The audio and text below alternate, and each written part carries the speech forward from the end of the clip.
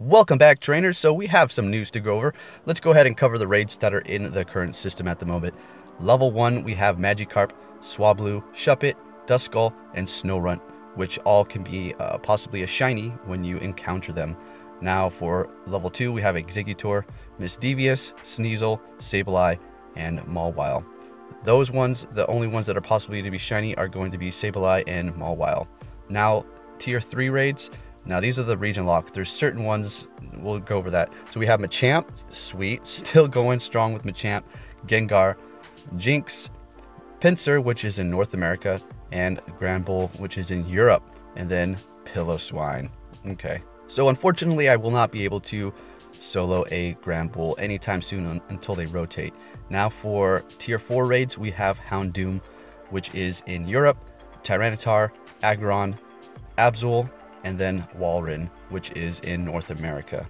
I think I've done maybe one Walrein, I don't think I've done any of those, to be honest with you. So, and then for the legendaries, of course, we have Latias, which is in Europe, and then Latios, which is in North America. All right, so that is the current raid bosses at the moment. So there you go, trainers. Let's go ahead and check something else out really quick here. Next up, we have a few tweets from Pokemon Go's Twitter. The first one being, and the latest, seems kind of like a troll to the people who were banned recently. Just go ahead and read that and see what you think for yourself. And then we have the sale boxes that are going to stay in the store until the 24th, which is, yes, awesome. And then, of course, the Shiny Charmander Community Day announcement. Okay, with that said, let's go ahead and check out some of my claim rewards for my quests, because I was looking for a 100 Charmander, and all of these have the possibility of running into a Charmander. There was 2, battle a gym and win, and then just battle a gym, and those both have the possibility of running into a Charmander. So with that said, let's go ahead and see if I can actually get another one here.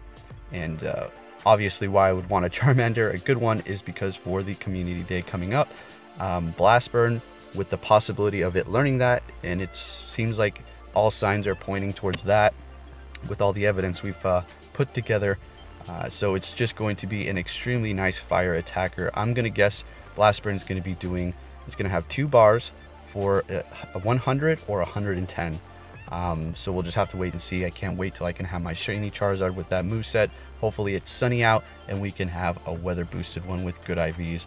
Oh, that's going to be great. And if you're wondering what's the next Pokemon I'm going to power up and max out, it's probably going to be Charmanders, or should I say Charizards, shiny and not shiny, because I want a few of them with Blast Burn or whatever the community day move is going to be, seeing that Venusaur got a relevant move and not some wacky thing like most of the other community day Pokemon.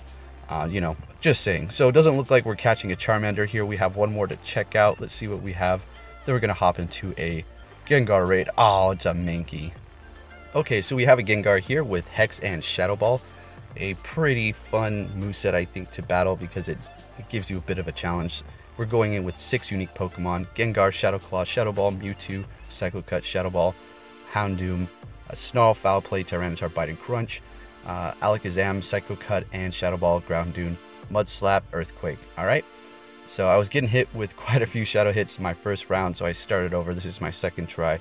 And, you know, Houndoom's performance is just outstanding.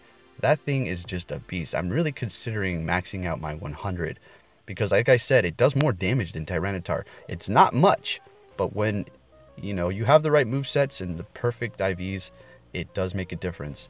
And now when I say perfect IVs, I don't mean 100% IV. I'm talking 15, and then for defense, as low as you can possibly get, and then stamina 15. All right, the lower your stamina, or I'm sorry, the lower your defense, the faster you'll be able to bring up that charge bar. And, you know, it doesn't make that much of a difference in terms of defense. Oh, you can't take as many hits. Yeah, well, at the same time, you're putting out a lot more damage. Well, I can't say a lot more, but your charge bar's filling up quicker and you're getting off more damage in the long run. But then that could be twisted around and said, well, the more defense you have, the longer you're in the fight. Yeah, I guess, but the DPS wise, it's, you know, you're going to be doing more with less defense. Anyways, so here we go. We can check out Houndoom in action right here. So as long as you dodge the charge moves, it will be in there for quite a long time. Now, you have to look out for Focus Blast. That's the one that's going to wreck this Pokemon, in fact. So I dodged that. And this is a 95, I do believe.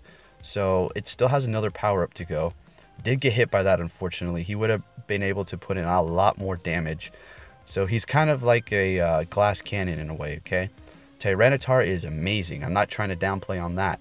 But his DPS, it's pretty much on par with Houndoom. It's just I like the other one better. Tyranitar is good, you know, it's fun. You could take those shadow ball hits all day and keep crunching away at Gengar and do a lot of damage. But anyways, so he's doing his job here. This is pretty hilarious. Watch the Alakazam. Alright, so down goes Tyranitar. Oh, in comes Alakazam. Let's do some work. Oh, no. No. One and done. He fell backwards like he just got knocked out. Alright, then in goes Groudon. Super effective because Gengar is part poison. And it is finished right there. Alright, this wasn't a speed run. This was just for fun. 6 unique Pokemon. So yeah, just messing around there. Okay, so we're going to go on to catch this Gengar. After that, we're going to be taking a look at quite a few egg hatches because, well, I hatched a whole lot of them on Community Day, considering we had that distance cut down. I was hatching those 10Ks all the time, and those 2Ks were just, it was intense. I think I even cut out quite a few because it was just an absurd amount of hatches. So it was a nice time to collect Stardust, that is for sure. And with that said, let's go ahead and check out these catches. Make sure you have the notification on. Subscribe if you haven't, because I'll be bringing you all the Pokemon Go content that I can possibly fit into each video. Alright folks, with that said, I'll be catching you all next time. Take care.